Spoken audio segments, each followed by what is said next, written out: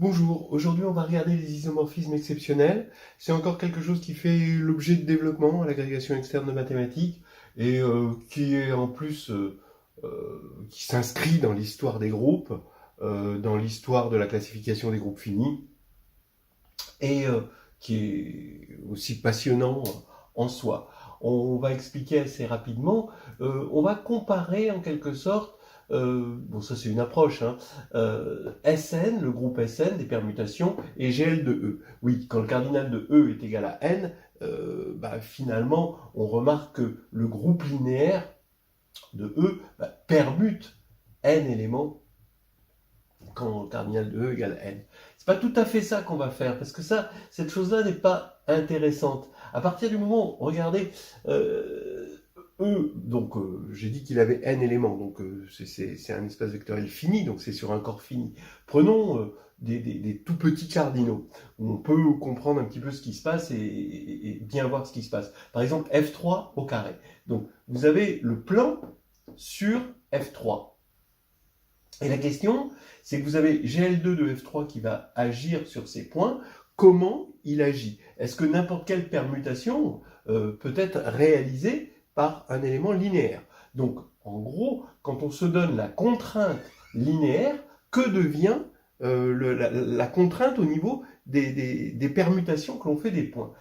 C'est pas forcément un problème très intéressant dit comme ça, parce que si j'ai un point ici qui est transformé par un élément du groupe linéaire, je sais que tout point collinéaire va être transformé en conséquence.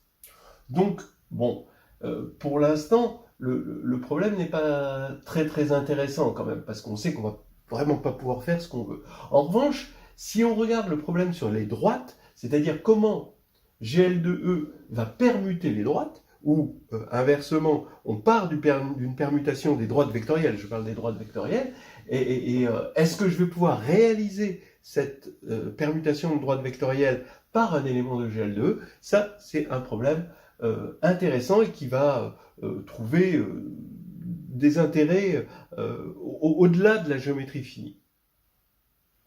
Alors, regardons ce qui se passe. Par exemple, ici, j'ai le plan sur F2. Vous voyez, il y a 4 points. Bah oui, F2 au carré.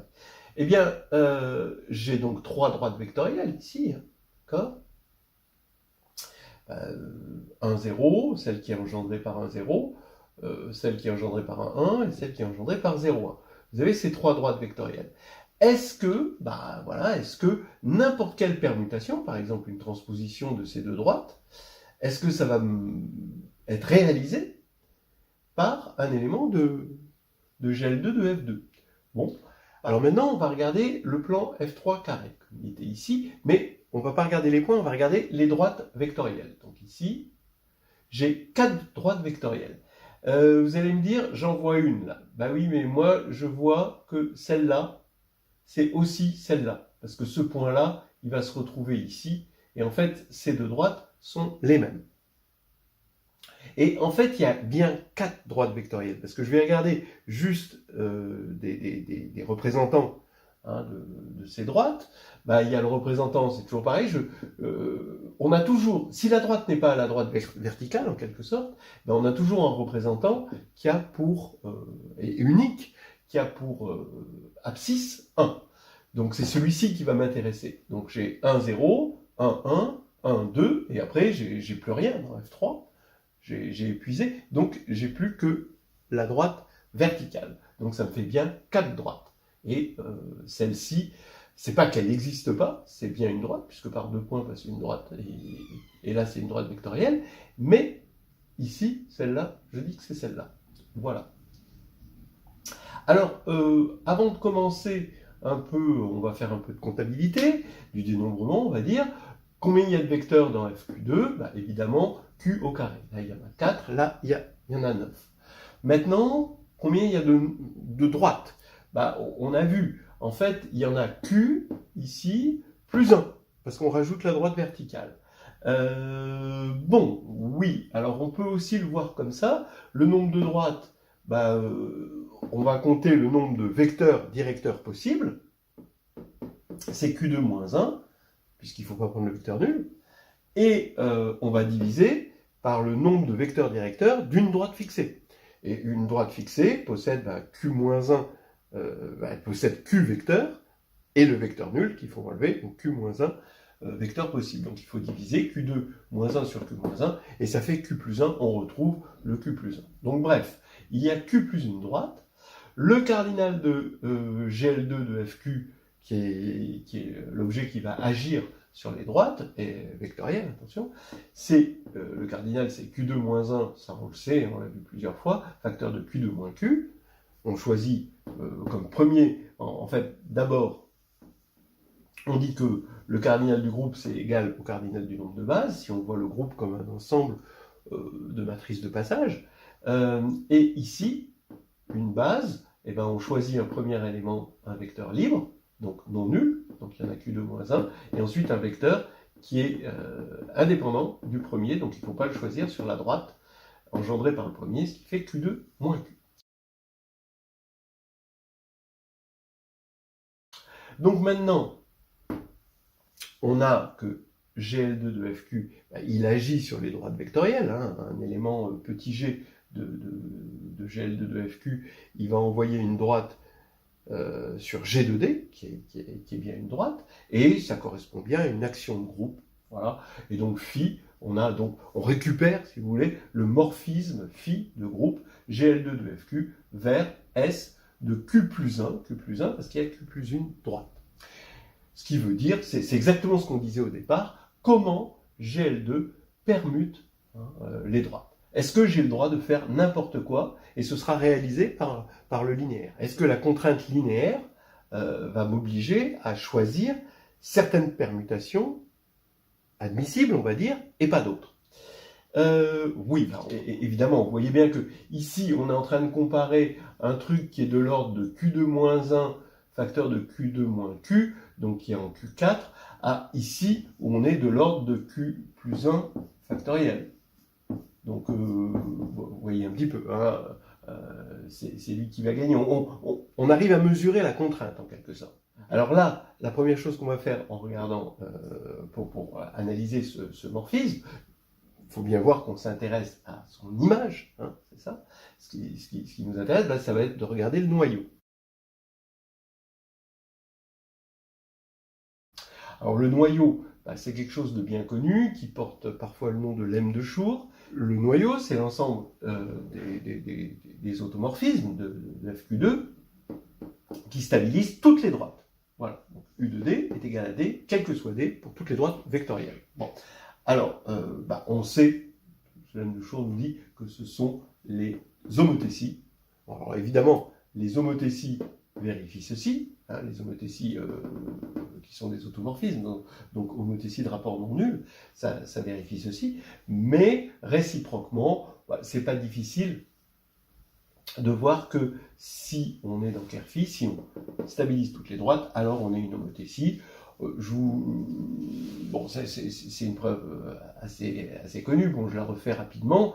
Le fait de stabiliser toutes les droites, ça ne veut pas dire qu'on stabilise tout x pour l'instant. Ça veut dire qu'on a un lambda x pour tout x non nul, tel que u de x est égal à lambda x fois x, puisque la droite engendrée par x est stabilisée par u.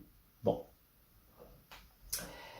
Alors maintenant, le fait que ce soit vrai pour tout x va faire qu'on va prendre deux vecteurs indépendants, et que si on prend deux vecteurs indépendants, u de x et y, u de x plus y, ça va être d'une part égal à lambda indice x plus y fois x plus y, d'accord?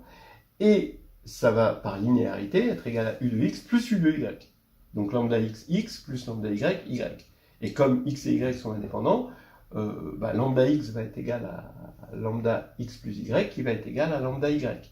Donc on voit bien que lambda ne dépend pas de x. Et c'est exactement ce qu'on veut. On aura u de x égale lambda x. Voilà une preuve rapide. Bon, elle n'est pas tout à fait... Elle oublie des cas. Mais bon, en gros, on est convaincu par ça.